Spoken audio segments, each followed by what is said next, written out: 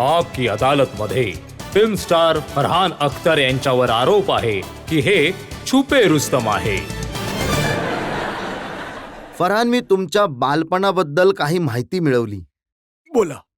जावेद अख्तर साहेब जे तुमचे वडील आहेत, त्यांना असं इम्प्रेशन होतं की हा खूप गप्प असतो, हा आपल्या खोलीमध्ये बसून असतो, जास्त बोलत नाही, कोणाशी भांडत नाही. हो. पण तुमची बहीण सांगते की तोंडावर ठोसा मारायचा तुम्ही. नाही, ते एकदा चुकून लागलं तिला. परंतु मी अर्धा पारसी आहे, तर थोडाफार रुस्तम असं स्वाभाविक होतं. हो, म्हणजे मी स्वतःच्याच जगामध्ये हरवलेलो. मला कथा रंगवण्याची खूप आवड होती. मी जेव्हा स्कूल बसमध्ये जायचो, तेव्हा आपल्या मित्रांना सांगायचो की यार, आता मी बसमध्ये बसलोय आणि मित्रांना सांगतोय की मी जेव्हा स्कूलला येतो, माझ्याकडे विदेशी पतंग आहे. तर मी वर बिल्डिंगवर जातो आणि त्या पतंगाची दोरी पकडून ती उडी मारतो आणि ती दोरी मला इकडे ते पतंग मला इकडे स्कूलला घेऊन येतो. तर एक मुलगा तर वरती चढला होता आपल्या टेरेसवर पतंग घेऊन, तर त्याच्या पॅरेंट्सने त्याला पकडलं आणि परत खाली घेऊन आले. तर माझ्या वडिलांना हे सगळं माहीत नव्हतं. हो, खोटं बोलायची तर सवय झाली होती. प्रत्येक गोष्टीत खोटं हो, बोलायचं. बरोबर. मी खोटं खूप बोलायचो. मी आता रेट्रोस्पेक्टमध्ये विचार करतो की म्हणजे कथा खूप होत्या माझ्याकडे. एक ते आउटलेट होतं. परंतु माझी आई खूप वैतागायची त्यामुळे, कारण ती म्हणायची की मी अभ्यास खूप कमी करायचो. मी सांगायचो की मी कॉलेजला चाललोय, परंतु मी थिएटरला निघून जायचो सिनेमा बघायला. मी सांगायचो की मी ट्युशनला चाललोय, परंतु मी क्रिकेट खेळायला निघून जायचो. आणि एक दिवशी मी घरी परतलो. मी म्हणालो मी ट्युशनला चाललोय. आईला वाटत होतं की याची ग्रेड का चांगली येत नाही, कारण इतका ट्युशनला जातो हा पोरगा. परंतु काही होत नाहीये. तर एक दिवस मी परतलो. स्कूल बॅग अशी लावलेली की वाटेल मी 2 तास ट्युशन केली आहे. मी थकून भागून मुलगा परतलाय घरी. आणि मी आलो आणि दरवाजा उघडला आणि बघितलं तिथे माझी आई बसलीये आणि एकदम तिच्या बाजूला बसलीये माझी ट्युशन टीचर.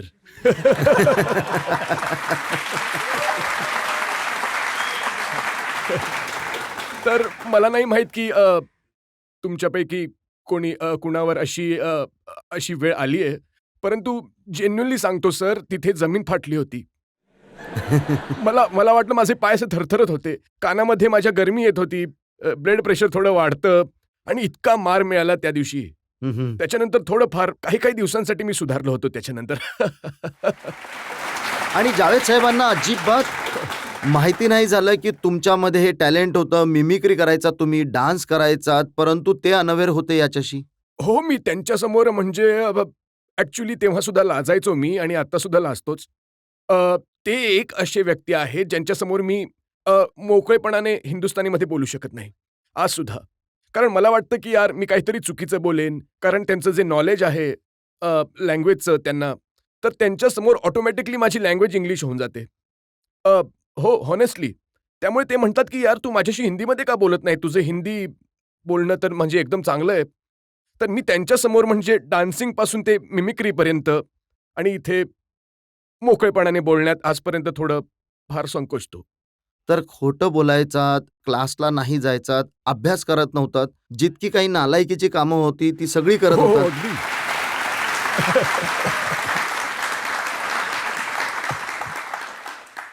हो, म्हणजे नालायक असण्यामध्ये मी खूप वेळा फर्स्ट आलो आहे. परंतु नाही, मला म्युझिकची खूप आवड होती. लोकांना एंटरटेन करण्याची मला खूप आवड होती. तर कधी ना कधी म्हणजे स्कूलमध्ये जेव्हा फंक्शन असायचं, तर नेहमी मला बोलवायचे एकतर डान्स करायला किंवा काहीतरी परफॉर्म करायला. आणि पार्टीमध्ये सुद्धा जी घरांमध्ये मित्रांबरोबर असते, तेव्हा नेहमीच कुठे ना कुठे एक संधी शोधायचो की मी काहीतरी परफॉर्म करू शकेन. तर त्या गोष्टींची आवड मला खूप होती. त्यामुळे लहानपणापासूनच माझ्या फॅमिलीला वाटत होतं की याचं काही हो ना हो, म्हणजे सिनेमामध्ये तर हा नक्कीच जाईल, असा होता त्यांना थोडा अंदाज. आणि जेव्हा सिनेमांमध्ये संधी मिळाली, 17 वर्षांमध्ये तुम्ही असिस्टंट कॅमेरामॅन बनलात. हो. पण एवढा मोठा सिनेमा यश चोपडाचा, हो. श्रीदेवी सारखी आर्टिस्ट हो. तिथे होती, तुम्ही श्रीदेवींना खाली पाडलं? सर, मी कोण आहे श्रीदेवींना खाली पाडणारा? परंतु अशी एक घटना तर घडली होती. मी असिस्टंट कॅमेरामॅन होतो. मनमोहन सिंगजी होते, मंची म्हणायचे त्यांना सगळे. ते कॅमेरामॅन होते यशजींचे. तर त्यावेळी जे म्हणजे सेटवर काम मिळायचं त्यांना असं काही स्ट्रक्चर नव्हतं. तर मी त्यांचा 7वा किंवा 8वा काहीतरी असिस्टंट होतो. तर एक यशजींच्या सिनेमांमध्ये कायम एक डान्स असायचा. Movements of passion, movements of rage असं काहीतरी असायचं. तर श्रीदेवीजींना काहीतरी वाईट बातमी मिळाली. तर त्या आपलं फ्रस्ट्रेशन काढत आहेत डान्समध्ये. तर त्याचा जो एंडचा लास्ट फायनल शॉट होता त्या सिक्वेन्सचा, तो एक क्रेन शॉट होता. आणि अशाच एका वुडन फ्लोअरवरती ते त्यांच्या घरात आहे. तो एक सेट लागला होता आणि एक क्रेन शॉट आहे. मंजी असे बसले आहेत, कॅमेरामध्ये बघत आहेत. श्रीदेवीजी सरोजजींबरोबर तिथे काहीतरी कोरिओग्राफी प्रॅक्टिस करत आहेत आणि सगळं तयार झालं आणि मंजीनी लेन्समध्ये पाहिलं आणि म्हणाले, की इथे त्या जमिनीवर तिकडे काही असं तर वाटतं डाग आहे म्हणून काहीतरी लागलंय, तर कुणीतरी साफ करा. तर मी तिथे उभा होतो, तर मी म्हणालो, "मी घेतो." तर एक बादली उचलली, त्याच्यामध्ये काहीतरी कपडा वगैरे पडला होता, तर मी गुडघ्यावर मी असं झालो आणि जमीन साफ करायला म्हणजे सेट साफ करायला मी सुरुवात केली.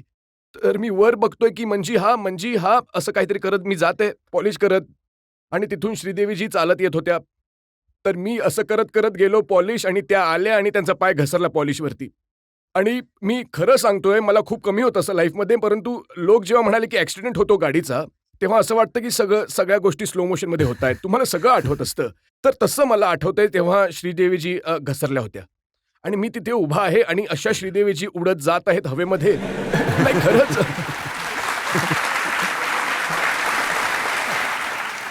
अशा त्या पूर्ण म्हणजे दोन्ही पाय असे वर गेले आहेत आणि त्या सरळ माझ्यासमोर धडाम करून इथे अशा एकदम माझ्यासमोर मी असा उभा आहे आणि इथे श्रीदेवीजी पडल्या आहेत आणि सन्नाटा एकदम सेटवरती. कधी तुम्ही फिल्म सेटवर गेला असाल, तर तिथे शांतता अजिबात नसते. खूप आवाज असतात. परंतु त्या दिवशी इतकी शांतता झाली, की मी म्हणजे तुम्ही तुमचा श्वास, हृदयाची धडधड सगळं ऐकू शकत होता. आणि चांगली गोष्ट जी झाली, मला वाटलं माझं करिअर संपलं आता. त्याच्यानंतर मला कधीच कुठल्या सिनेमामध्ये काहीच काम मिळणार नाही. परंतु श्रीदेवीजी, मी त्यांचा म्हणजे अत्यंत आभारी आहे, की त्यांनी हसायला सुरुवात केली.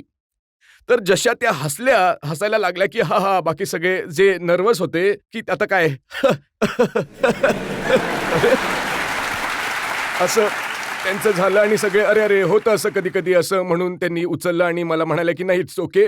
तर माझं करिअर जे सुरू झालं त्यांच्याच कृपेमुळे मी आज तुमच्यासमोर बसलोय. हे बघा, तुमच्या करिअरमध्ये तुम्ही कमाल केली आहे.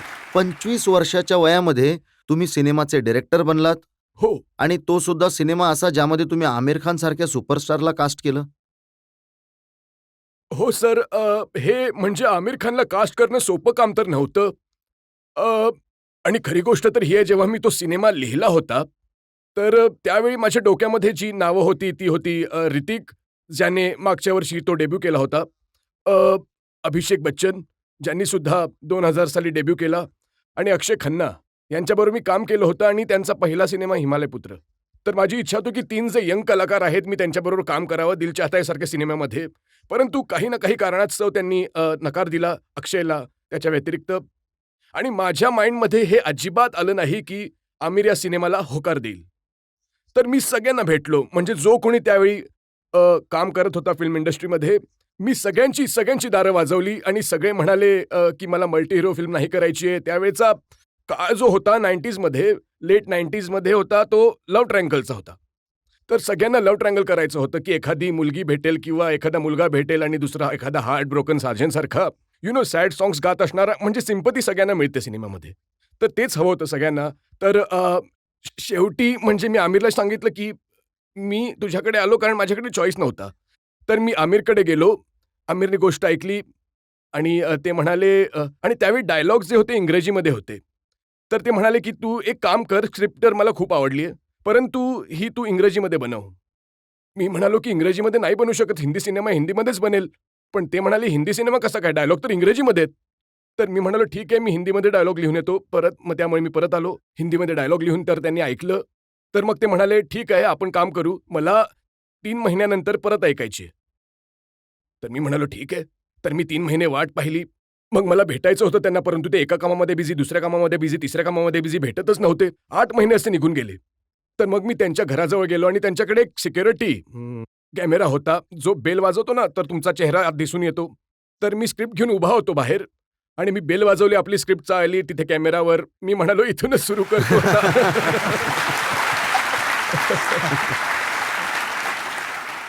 तर त्यावेळी एका वेगळ्याच प्रकारची हिंमत होती, कारण गमावण्यासारखं काही नव्हतं. पण लोकांना तर वाटतं, की बाबा जावेद अख्तर साहेबांचा मुलगा आहे. ते एक फोन करतील आमिर खानला आणि ते तुमच्या सिनेमामध्ये काम करतील. नाही, असं झालं नाही आणि चांगलं झालं की असं नाही झालं. अ, माझे वडील मला म्हणाले सुद्धा, की मी विचार केला, की "यार, तू म्हणत आहेस की तो मला भेटेल, पण तो नाही भेटत आहे. मी फोन करू की नको करू?" ते विचार करत होते याच्याबद्दल. मग त्यांनी डिसाईड केलं की नको करायला. आणि आमिरला जेव्हा त्यांनी ही गोष्ट सांगितली, की मी निर्णय घेतलाय की नको करायला, तर आमिर त्यांना म्हणाला, की "चांगली गोष्ट झाली की तुम्ही फोन नाही केला मला, कारण तुम्ही जर फोन केला असता, तर कदाचित मी त्याला भेटलो नसतो." तर मी पाहिलं की त्याला मी हवा आहे. त्यांनी माझी वाट पाहावी, तो माझी वाट बघत प्रतीक्षा करेल. तो बघेल, त्याला टेस्ट मी करेनच, त्याचा रिझॉल्ट किती आहे, त्याला वाटावं की आमिर खानने हा सिनेमा करावा. तर त्यामुळे त्यांनी मला 8 महिने थांबवून ठेवलं आणि उरलेली गोष्ट तर तुम्हाला माहिती आहे. त्या सिनेमाचं मला आठवतंय सैफ अली खानने सुद्धा नकार दिला होता. लास्ट मिनिटला म्हणाले की मी यामध्ये काम नाही करणार. हो, ही सुद्धा खरी गोष्ट आहे, की काहीतरी 10 दिवस राहिले होते शूटच्या पहिल्या दिवसासाठी शूटिंगच्या आधी आणि मला सैफचा एक फोन आला, की "यार मला खूप चांगला सिनेमा मिळालाय, लव्ह ट्रायंगल जो जो मला करायचा आहे आणि त्यामध्ये माझा रोल खूप चांगला आहे आणि हे आहे, ते आहे." मग म्हणजे आमचं म्हणजे सगळ्यांचं मनच दुखावलं, की म्हणजे यार आम्ही इतके एक्सायटेड होतो, रीडिंग झाली आहे, सगळ्या गोष्टी झाल्या होत्या आणि तर एक इमर्जन्सी मीटिंग बोलावली गेली. जशी कॅबिनेटची मीटिंग असते, आमची सुद्धा एक मीटिंग बोलावली गेली आणि माझ्या वडिलांच्या घरामध्ये. तर रितेश जे माझे पार्टनर आहेत ते होते, मी होतो, माझे फादर होते आणि आमिरसुद्धा आले होते तिथे आणि आम्ही सगळे विचार करतो, की आता सेफ पोहोचणार आहे की नाही अर्ध्या तासामध्ये. तर आपण काय सांगायचं त्याला, की कुठल्या पद्धतीने कन्व्हिन्स करायचं आपल्या सिनेमा करण्यासाठी. तर काहीतरी करून त्या संध्याकाळी आम्ही मनवलं त्याला. आमिर मला खूप चांगलं आठवतंय, आमिर त्याला म्हणाला, की "जर तू हा सिनेमा नाही केलास, तर खूप मोठी चूक करशील आपल्या करिअरमध्ये तू, हा सिनेमा न करून." तर कसं तरी करून तो कन्व्हिन्स झाला आणि fortunately I am very, very happy that he did the film. Aamir मला म्हणाला होता, की सैफ येण्याच्या आधी, की जर सैफ मीटिंगच्या नंतर सुद्धा म्हणाला, की हा सिनेमा नाही करत आहे, तर केवळ एकच व्यक्ती हा रोल करू शकतो. तर मी एकदम एक्सायटेड झालो, कोणीतरी असेल. तर मी म्हणालो, "कोण आहे तो माणूस?" ही सेड, "तू." पण तुमच्या ओव्हर कॉन्फिडन्सची, अति आत्मविश्वासाची कमालीची गोष्ट अमिताभ बच्चन यांनी सांगितली. हो. 30 वर्षाच्या वयामध्ये तुम्ही सिनेमा डायरेक्ट करत होता. अमिताभ बच्चन त्यामध्ये काम करत हो. होते आणि तुम्ही अमिताभ बच्चनला शिकवत होता की ऍक्टिंग कशी करायची. नाही, मी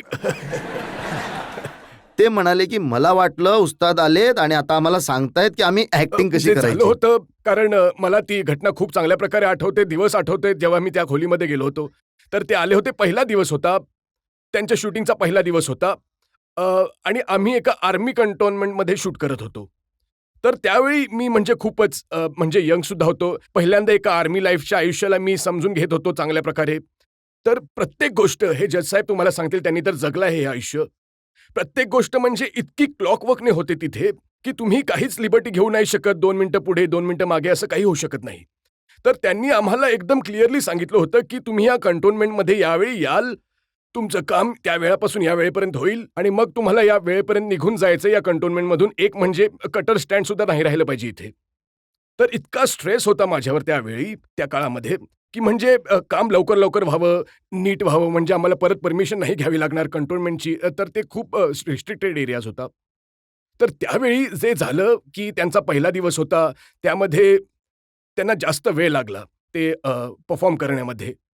आणि मला माझ्या बाजूने वाटलं, की यार माझ्याकडे इतकं प्रेशर आहे, तर असं होऊ शकतं, की जाऊन मी त्यांच्याशी बोलतो रूममध्ये, की जर तुम्हाला काही समजून घ्यायचं असेल किंवा मी तुम्हाला काही सांगू शकतो, तर मी आज संध्याकाळीच करतो म्हणजे उद्या जेव्हा आपण सेटवर येऊ तेव्हा कामं व्यवस्थितपणे होईल.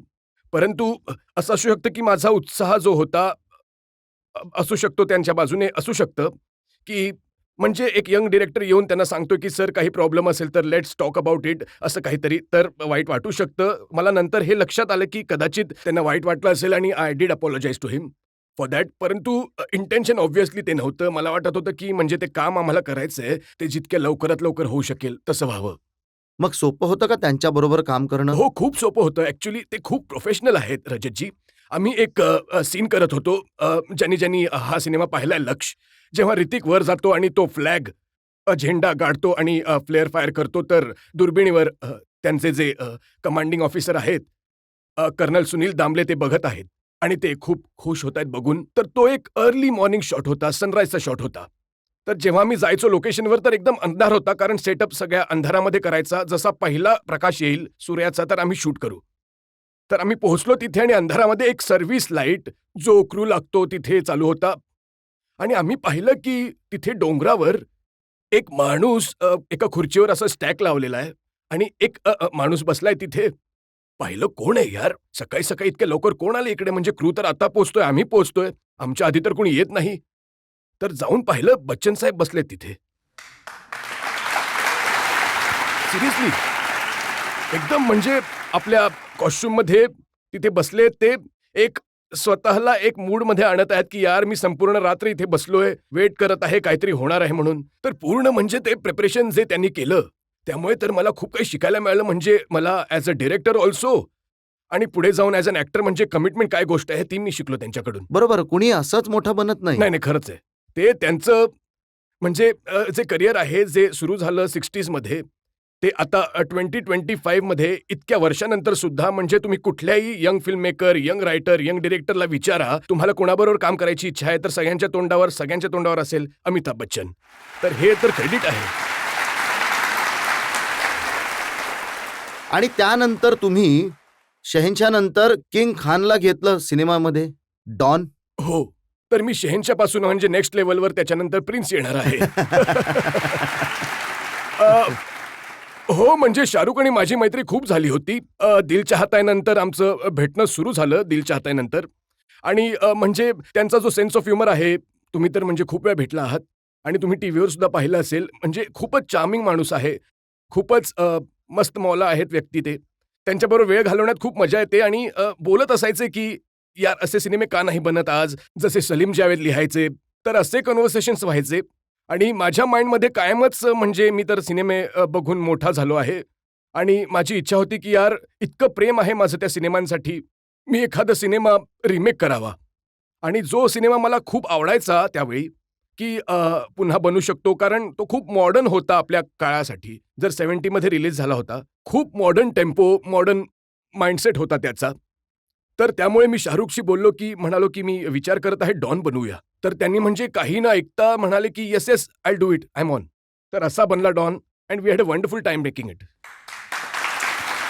त्या काळामध्ये शाहरुख खान, प्रियांका चोप्रा 2-2 स्टार्सना घेऊन सिनेमा बनवणं यंग डायरेक्टरसाठी अवघड गोष्ट होती. सर मी बच्चन साहेबांबरोबर काम केलं होतं आधी तर आफ्टर दॅट जे स्टार्स होते त्याच्यानंतर ते तर त्यांच्यापेक्षा मोठे नव्हते. परंतु त्यांच्याबरोबर काम करण्यात प्रियंकाबरोबर काम करणं ओम पुरीजींबरोबर. मी ओम पुरीजींबरोबर 3 सिनेमे केले आहेत. डॉन 1, डॉन 2 आणि लक्ष्यमध्ये सुद्धा ते होते. त्यांच्याबरोबर सुद्धा काम करणं म्हणजे एक खूपच वेगळा आनंद आणि वेगळी मजा होती कारण ते इतके उत्तम कलाकार होते आणि इतकी म्हणजे पॉवर होती त्यांच्या प्रत्येक परफॉर्मन्समध्ये आणि ते जे रिस्पेक्ट डिमांड करायचे ॲज अन ॲक्टर आणि ॲज अन ह्युमन बीइंग. जेव्हा तुम्ही सेटवर भेटायचे तेव्हा असं वाटायचं की यार एकदम आपला माणूस आहे. म्हणजे एकदम इझी. काही गरज नाही की नॅशनल अवॉर्ड जिंकलोय मी किंवा NSDमध्ये मी म्हणजे गोल्ड मेडल जिंकलो आहे. असं काहीच नाही. तर जेव्हा तुम्ही या लोकांना भेटता तेव्हा तुम्हाला समजतं की यार गॉड विलिंग म्हणजे जे काही त्या गोष्टींमध्ये बिलीव्ह करतात की तुम्हाला यश मिळेल, तुम्हाला सक्सेस मिळेल. परंतु या लोकांकडून शिकायला मिळतं की असं असून सुद्धा एक हंबल असणं खूप खूप गरजेचं असतं आयुष्यामध्ये. ती एक गोष्ट. ही गोष्ट त्यांच्याकडून शिकलो. आता जनतेमधून प्रश्न घेऊ शकतो आपण 1-2? फरहान सर, तुमच्या चित्रपटात कविता फार सुंदर असतात. धन्यवाद. तर तुमची आवडती कविता कोणती आहे ती आम्हाला ऐकायची आहे. माझी फेवरेट कविता जी आहे सिनेमामधील ती जिंदगी ना मिलेगी दोबारा मधलीच आहे. जब जब दर्द का बादल छाया, जब गम का साया लहराया, जब आंसू पलकों तक आया, जब ये तन्हा दिल घबराया, हमने दिल को ये समझाया दिल आखिर तू क्यों रोता है, दुनिया में यूं ही होता है, ये जो गहरे सन्नाटे हैं वक्त ने सबको बांटे हैं, थोड़ा गम है सबका किस्सा, थोड़ी धूप है सबका हिस्सा.